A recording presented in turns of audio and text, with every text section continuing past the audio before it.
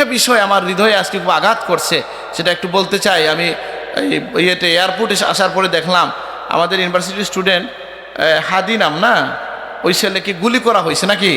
তো এটা নিয়ে আমি নিজে বলতেছি যে আমার হৃদয়ে খুব রক্তক্ষরণ হচ্ছে। এটার কারণটা কি আমি বলি।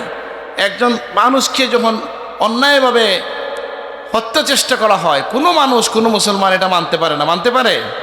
আর এর বাইরে আমার যে বক্তব্য, আমার খুব ভয় হয় যে এই যে সামনে যে সময়টা আসে, এই সময় তো এই দেশে অনেক মিছিল হবে, অনেক মানুষের চলাফেরা হবে, অনেক জনসমাগম হবে, হবে কি না।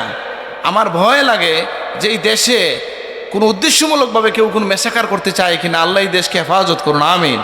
এই জন্য প্রশাসনকে সচেতন থাকতে হবে এবং বিবদমান দল যারা আছেন তারাও পরস্পরের কাদা ছোড়াছুড়ি থেকে বেঁচে থাকতে হবে। হিংসা বিদ্বেষটা কমায় ফেলতে হবে, বিদ্বেষমূলক বক্তব্য দেওয়া যাবে না, এবং আমরা পরস্পরের প্রতি সহনশীল হব যাতে অন্যরা সুযোগ নিতে না পারে। এখানে কারা এটা করতে চায় আমার বলেন, কারোর সাথে বিরোধিতা করতে কি গুলি করা লাগে? এটা খুব ভয়ঙ্কর কথা, এটা সমাজের জন্য, দেশের জন্য। এই জন্য হযরত বড় সাহেব হাদিসের ভাষায় যে দোয়া করেন, আমরাও যে দোয়া করেছি সেটাই আমরা বলবো যে আল্লাহ আমরা যেন কারো দ্বারা অত্যাচারিত না হই, কেউ যেন আমাদের দ্বারা অত্যাচারিত না হয়, বলুন আল্লাহুম্মা আমিন। আমরা যেন নিজেরা নির্যাতিত না হই, আমরা যেন নির্যাতনকারী না হই। আর সর্বোপরি এই দেশের স্বাধীনতার জন্য, সার্বভৌমত্বের জন্য, স্থিতিশীলতার জন্য সবাই মিছিল না হয় করলেন সপ্তাহে একদিন নাকি, কিন্তু দোয়া তো প্রত্যেক দিন আল্লাহর কাছে হাত তুলেন। সবাই যেন এই দেশের শান্তির জন্য, শৃঙ্খলার জন্য আমরা সবাই দোয়া করব। এবং বিশেষ করে এইরকম যারা দেশে অস্থিতিশীল তৈরি করতে চায়, পরিবেশ তৈরি করতে, তাদের এবারে সচেতন থাকতে হবে।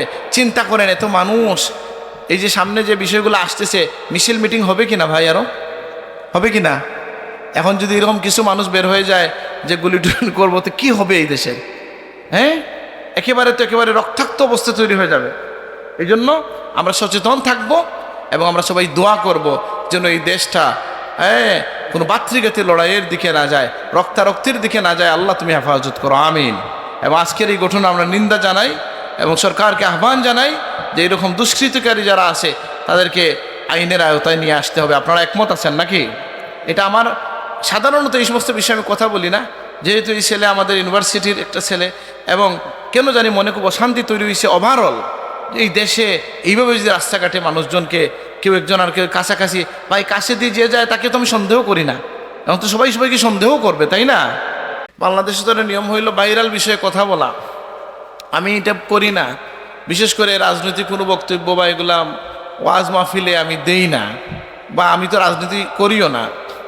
আর আমি মনে করি একটু রাখেন, হ্যাঁ, যেটা আর আমরা যেটা বুঝি যে ওয়াজ মাহফিলগুলোতে বা দিনই মাহফিলে তো নির্বাচন কমিশনেরও বোধহয় নিষেধ আছে না? আছে না এরকম কিছু? আমার জানা মতো আছে।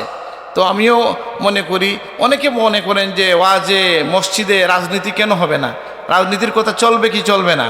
বলে রাজনীতি বলতে আপনি কি বুঝেন? যদি দলীয় রাজনীতি বলেন তাহলে প্রত্যেক মসজিদে রক্তারক্তি হবে, হবে কি না? ইমাম সাহেব এক পক্ষে বলবেন, আরেক পক্ষ কি বসে থাকবে? ওয়াজের মধ্যে ঝামেলা হচ্ছে কি হচ্ছে না?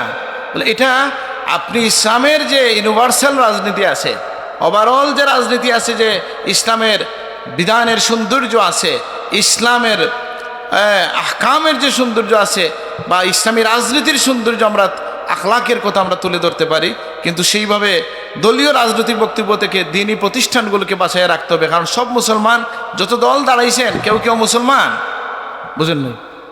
বুঝলাম না, এরা খারাপ মানে যারা দাঁড়াইছে যে সমস্ত দল, এদের মধ্যে কি সবাই মুসলমান, একদল মুসলমান এরকম কিছু না? সবাই মুসলমান, সবাই ওয়াজে আছে, সবাই মসজিদে আছে, তাই না?